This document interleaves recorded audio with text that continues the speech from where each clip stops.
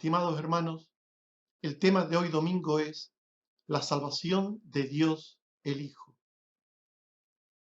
En el tema pasado disertamos sobre la salvación de Dios el Padre. En primer lugar, hablamos del Dios de la Biblia. Dijimos que este es un único y solo Dios en tres personas: el Padre, el Hijo y el Espíritu Santo. Estas tres personas divinas conforman la unidad conjunta que es Dios. La salvación es una obra del Trino Dios en la que cada persona tiene su papel. Y en segundo lugar, hablamos del lugar y obra de Dios el Padre en la salvación. Dijimos que tuvo un plan antes de la fundación del mundo en el que destinó al Hijo como Salvador mediante su sacrificio vicario. En ese plan escogió y predestinó a un pueblo para ser beneficiario de la salvación. Los elegidos son llamados y hechos hijos de Dios por la fe en Cristo, para recibir un reino eterno. Hoy hablaremos del lugar y obra del Hijo en la salvación. El Hijo aceptó su lugar en la redención eterna de Dios desde antes de la fundación del mundo. El Hijo vino al mundo para hacer la voluntad del Padre. Dice Jesús en Juan 5:30, no puedo yo hacer nada por mí mismo, porque no busco mi voluntad, sino la voluntad del que me envió, la del Padre. Y dice Jesús en Juan 12:49, porque yo no he hablado por mi propia cuenta. El Padre que me envió, Él me dio mandamiento de lo que he de decir y de lo que he de hablar. Esa voluntad de salvación de Dios es revelada por el apóstol Pablo como un plan eterno en Jesucristo para redimir a los escogidos y para hacerlos hijos de Dios. Dice Efesios 1:3 al 7, bendito sea el Dios y Padre que nos bendijo con toda bendición espiritual en los lugares celestiales en Cristo, según nos escogió en Él antes de la fundación del mundo, para que fuésemos santos y sin mancha delante de Él, en amor, habiéndonos predestinado para ser adoptados hijos suyos por medio de Jesucristo, en quien tenemos redención por su sangre, el perdón de pecados. El Hijo es la vid que produce pámpanos para el Padre. Dice Jesús en Juan 15:1 al 2, yo soy la vid verdadera y mi Padre es el labrador. Todo pámpano que en mí no lleva fruto, lo quitará. Y todo aquel que lleva fruto, lo limpiará para que lleve más fruto. Yo soy la vid, vosotros los pámpanos. El que permanece en mí lleva mucho fruto, porque separados de mí nada podéis hacer. El Hijo se despojó de sus privilegios divinos para hacerse hombre y morir en la cruz para la salvación de los suyos. Los profetas del Antiguo Testamento hablaron del sufrimiento redentor del Mesías. Dice Primera de Pedro 1:10 al 12 que los profetas que profetizaron de la gracia destinada a vosotros indagaron acerca de esta salvación. Por el Espíritu de Cristo que estaba en ellos, el cual anunciaba de antemano los sufrimientos de Cristo, a estos se les reveló que no para sí mismos, sino para nosotros, administraban las cosas que ahora os son anunciadas por el Evangelio. Este sufrimiento vicario del Mesías, del Cristo, del Hijo, era para salvación de los pecadores. Dice Isaías 53, 4 al 7, que llevó él nuestras enfermedades y sufrió nuestros dolores. Herido fue por nuestras rebeliones, molido por nuestros pecados. Todos nosotros nos descarriamos como ovejas, cada cual se apartó por su camino, mas Jehová cargó en él el pecado de todos nosotros. No abrió su boca, como cordero fue llevado al matadero. Jehová quiso quebrantarlo, sujetándole a padecimiento, en expiación por el pecado. Según este plan que el Hijo asumió en la eternidad, Él tomaría forma humana, despojándose de su condición divina para morir en la cruz. Dice Filipenses 2, 5 al 8, que haya pues en vosotros este sentir que hubo también en Cristo Jesús, el cual, siendo en forma de Dios, no estimó el ser igual a Dios como cosa a que aferrarse, sino que se despojó a sí mismo, tomando forma de siervo, hecho semejante a los hombres, y estando en la condición de hombre, se humilló a sí mismo, haciéndose obediente hasta la muerte y muerte de cruz. Este sacrificio de Jesús, este sacrificio del Hijo, hizo la voluntad redentora tanto del Padre como la del propio Hijo. Dice Jesús en Juan 10, 14 al 15 y 17 al 18, yo soy el buen pastor y conozco mis ovejas, y yo pongo mi vida para volverla a tomar. Nadie me la quita, sino que yo de mí mismo la pongo. Tengo poder para ponerla y para volverla a tomar. Este mandamiento recibí de mi Padre. Por tanto, la muerte del Hijo fue voluntaria y parte del plan de salvación de Dios. Dice Lucas 19:10 que el Hijo del Hombre vino a buscar y a salvar lo que se había perdido. Dice Gálatas 1:3 al 4 que nuestro Señor Jesucristo se dio a sí mismo por nuestros pecados para librarnos del presente siglo malo, conforme a la voluntad de nuestro Dios y Padre. El Hijo dio su vida para salvar a su pueblo de sus pecados.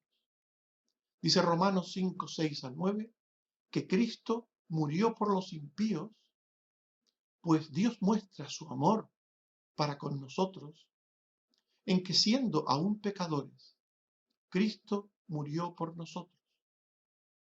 Pues mucho más, estando ya justificados en su sangre, por él seremos salvos de la ira. El perdón de pecados borra la ofensa y nos justifica o nos declara justos ante Dios. Dice Hechos 13, 37 al 39, que Jesucristo no vio corrupción. Sabed pues que por medio de él se os anuncia perdón de pecados, y que de todo aquello de que por la ley de Moisés no pudisteis ser justificados, en él es justificado todo aquel que cree.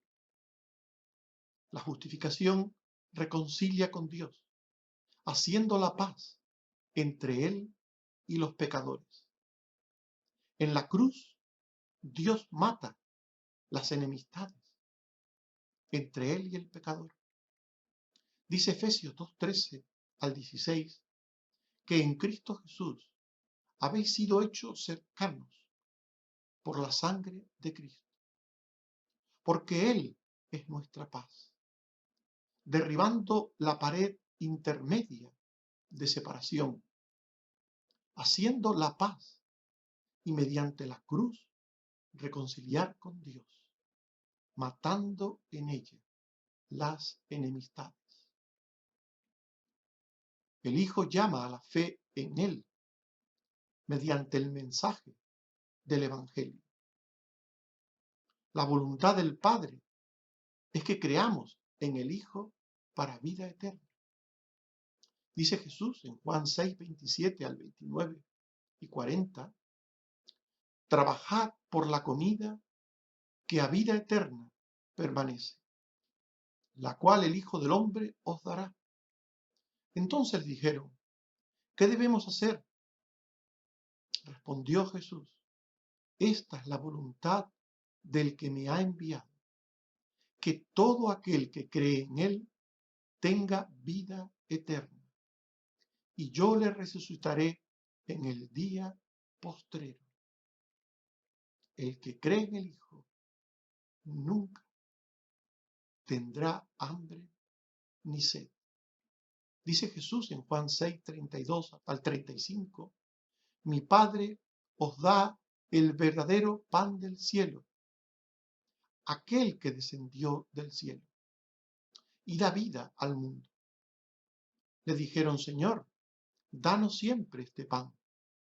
Jesús les dijo, yo soy el pan de vida. El que a mí viene nunca tendrá hambre, y el que en mí cree no tendrá sed jamás. Jesús llama a seguirle, llama a todas las personas a seguirle, pero los elegidos lo hacen siempre. Dice Jesús en Juan 14, 6, yo soy el camino y la verdad y la vida.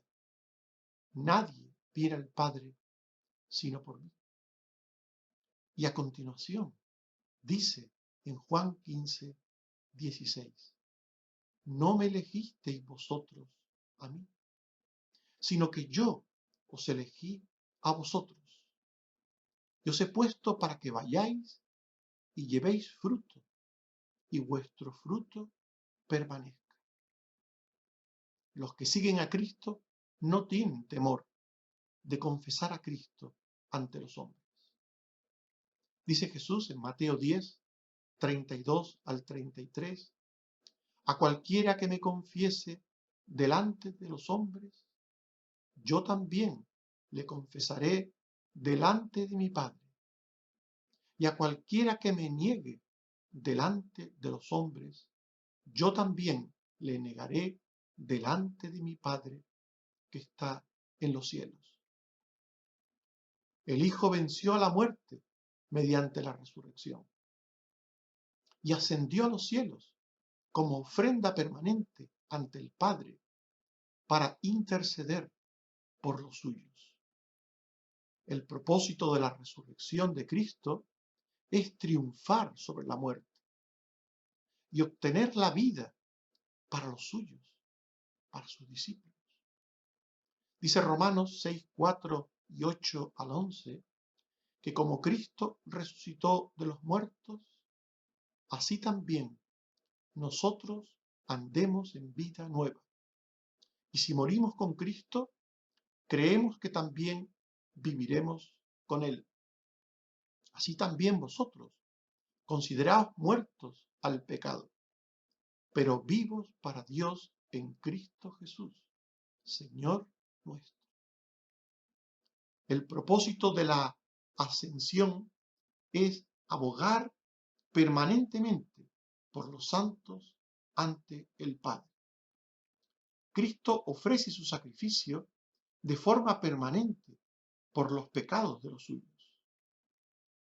Dice Hebreos 12, 14 y 18 que Cristo, habiendo ofrecido una vez para siempre un solo sacrificio por los pecados, se ha sentado a la diestra de Dios, porque con una sola ofrenda hizo perfectos para siempre a los santificados.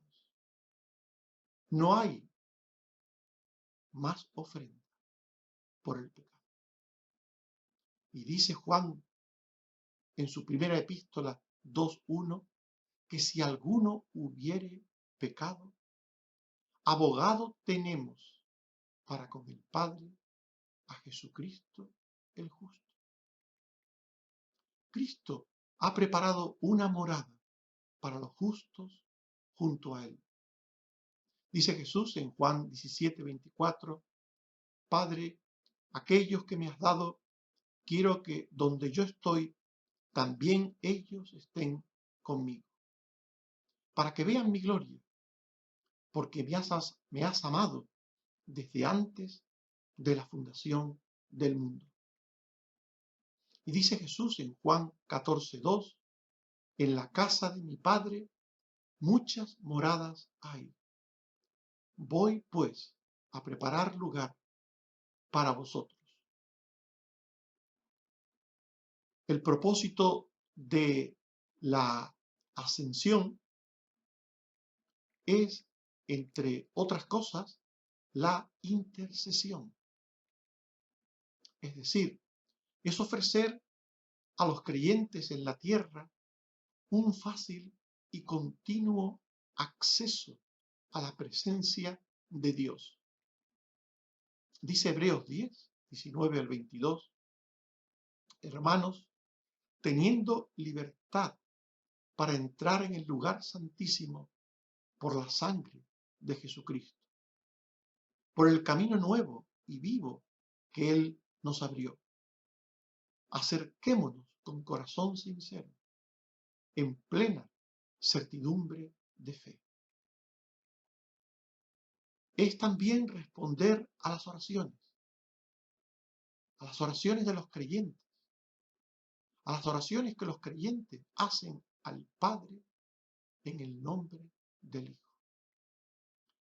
Dice Jesús en Juan 14:13, todo lo que pidiereis al Padre en mi nombre, lo haré. El Hijo volverá también por segunda vez al final de los tiempos. Este es uno de sus compromisos eternos en la salvación. Vino una primera vez para salvación y volverá por segunda vez al final de los tiempos. El Señor vuelve a la tierra en el fin de Dios, en el tiempo de Dios. Dice Mateo 24:3, que estando en el monte de los olivos, los discípulos se le acercaron diciendo, dinos, ¿cuándo serán estas cosas? ¿Y qué señal habrá de tu venida y del fin del siglo?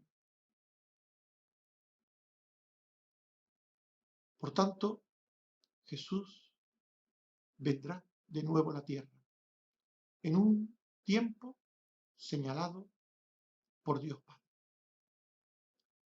Y antes de ese tiempo, Jesús mismo nos dice en su palabra que en torno a la segunda venida habrá mucho engaño.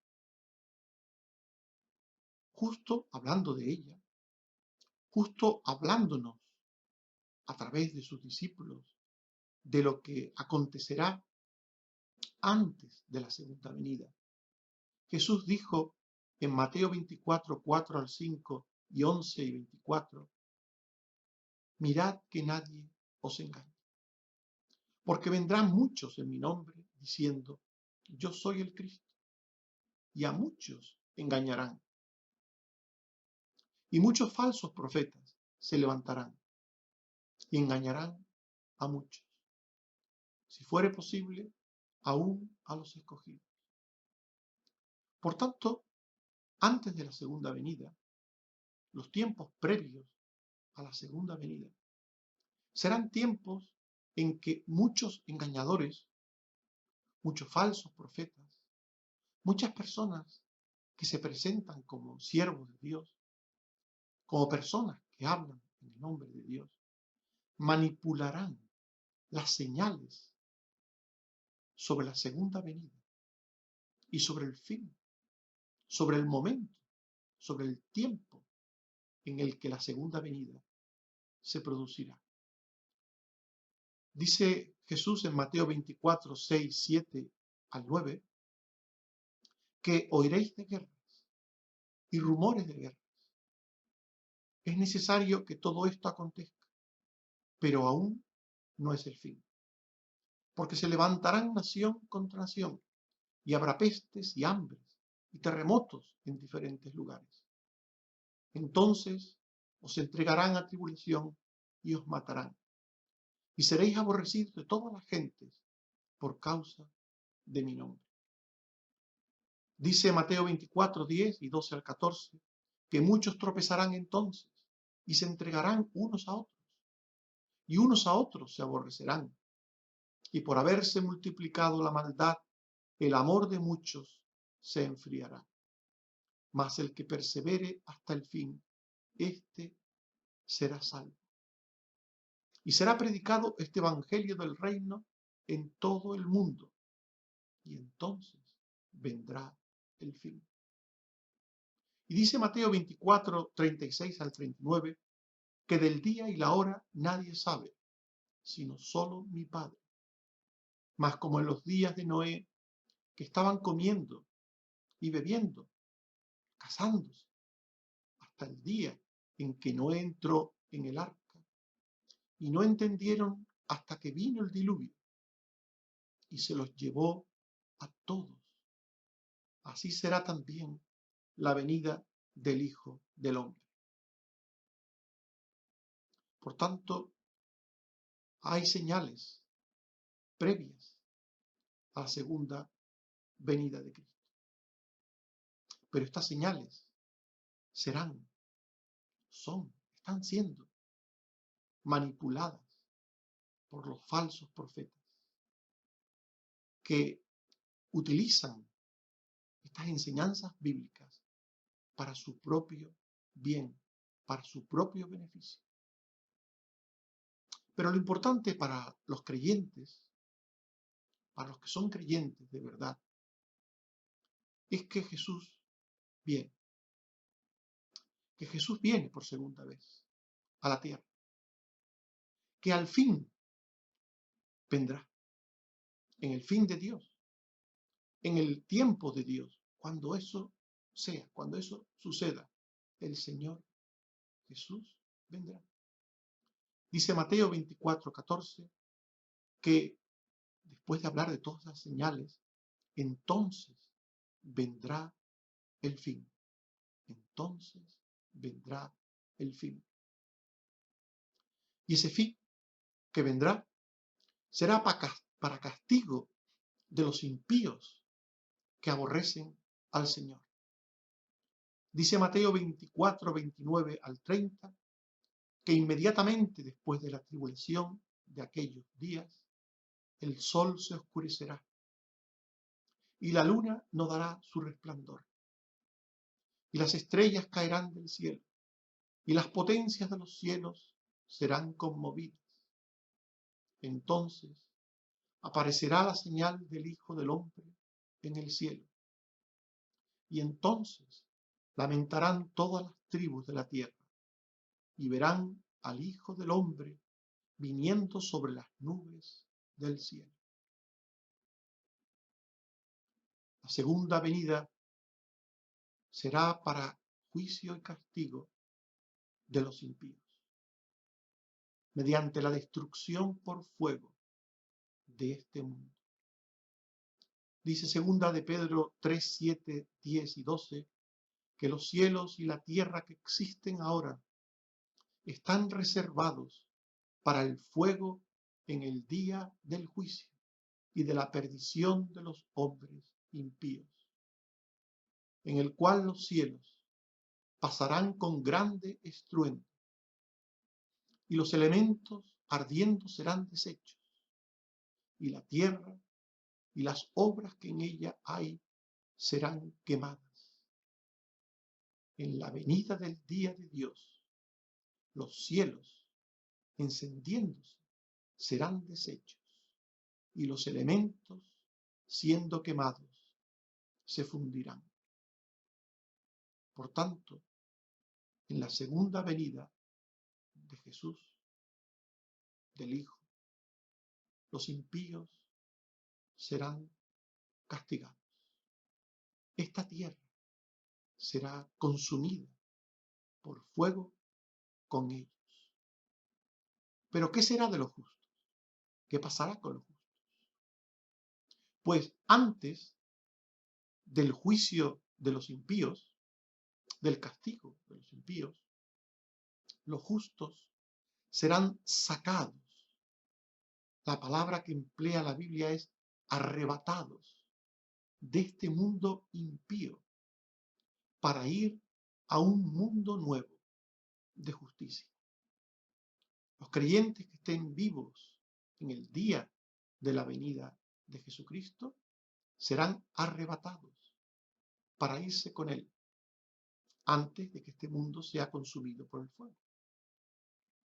Dice Mateo 24, 29 al 31, que inmediatamente después de la tribulación de aquellos días, aparecerá la señal del Hijo del Hombre en el cielo, y enviará a sus ángeles con gran voz de trompeta, y juntarán a sus escogidos desde un extremo del cielo hasta el otro. Y dice segunda de Pedro 3, 11 y 13, que puesto que todas estas cosas han de ser deshechas, ¿cómo no debéis vosotros andar en santa y piadosa manera de vivir? Pero nosotros esperamos, según sus promesas, cielos nuevos y tierra nueva, en los cuales mora la justicia. Estimados hermanos, hemos hablado del lugar y obra del Hijo en la salvación. Hemos dicho que el Hijo aceptó su lugar en la salvación eterna, tomando forma humana, para redimir a los escogidos del Padre mediante su muerte en la cruz y llamarlos a la fe en Él y hacerlos hijos de Dios. El Hijo venció a la muerte mediante la resurrección y ascendió a los cielos como ofrenda permanente ante el Padre para interceder siempre por los suyos. El Hijo volverá por segunda vez al final de los tiempos para dar el justo pago a los impíos y para dar a los suyos la recompensa de un mundo nuevo donde mora la justicia. ¿Hemos entendido el papel del Hijo en la salvación? Hemos entendido que el Hijo se hizo hombre para morir y resucitar por nosotros, para hacernos hijos de Dios y para darnos una morada eterna junto a Él. ¿Lo hemos entendido? ¿Crees estas cosas sobre Jesús? No te olvides que estas cosas son la salvación de Dios a través del Hijo. Que Dios te bendiga. Amén.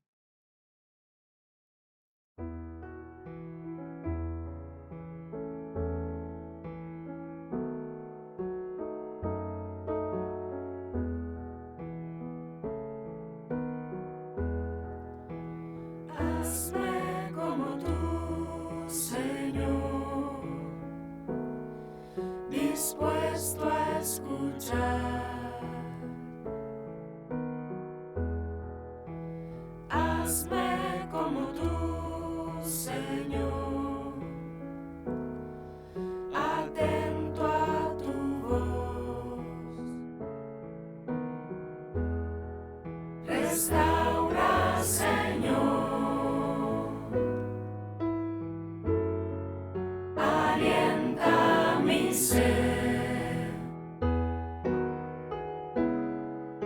y sopla tu espíritu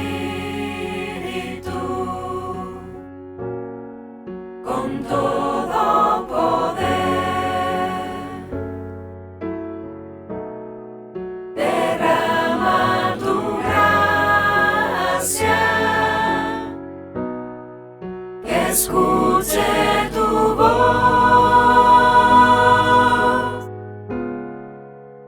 y en tu presencia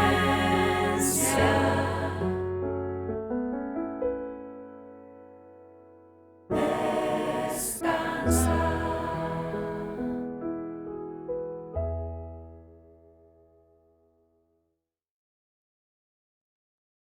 Oremos. Señor, te damos las gracias porque eternamente nos escogiste para salvación. Gracias por el plan eterno de salvación que tuviste antes de la fundación del mundo, antes de que las cosas que vemos, de que todas las cosas que están a nuestro alrededor fuesen creadas o hechas. Gracias, Señor, porque nos escogiste para ser salvos y sin mancha delante de ti. Y gracias porque tu Hijo vino a este mundo, porque se despojó de su realeza, de su divinidad, porque tomó forma humana y se hizo obediente hasta la muerte y muerte de cruz. Gracias, Padre, porque lo hizo todo para redimirnos, para librarnos del poder del pecado, para acercarnos a ti, para hacernos hijos tuyos, para que pudiéramos un día estar contigo en tus moradas eternas. Ayúdanos, Señor, a creer en estas cosas. Ayúdanos a creer que un día también vendrá a rescatarnos, a llevarnos con Él antes de traer juicio a este mundo impío. Gracias, Señor, por esta enseñanza. También, Señor, te sigo dando las gracias por el cuidado que tienes de nosotros, todos tus hijos, por el cuidado que has dado a aquellos que se han operado en esta semana, como José de Segovia y María, por la recuperación que sigues dando a los que se han operado, como Otto, como Toño, como Cristina, que está en su casa recuperándose de esta fractura. Gracias también porque estás recuperando a Carmen Teresa, Señor, a la sobrina de Águeda. Gracias porque estás recuperando a la madre de Óscar. Gracias, Señor, porque estás recuperando a Moisés. Gracias, Señor, porque estás recuperando a Susana. Gracias, Señor, porque estás recuperando a cada uno de tus hijos que han padecido o padecen alguna cosa. Ayúdanos a todos a seguir esperando en ti, a los mayores, a los vulnerables, a los que trabajan en los hospitales. Ayúdanos, Señor, a todos. Guárdanos del peligro, de las acechanzas del diablo. Guárdanos de toda especie de mal. Te lo suplico por Jesucristo, tu Hijo. Amén. Que el Señor nos bendiga a todos.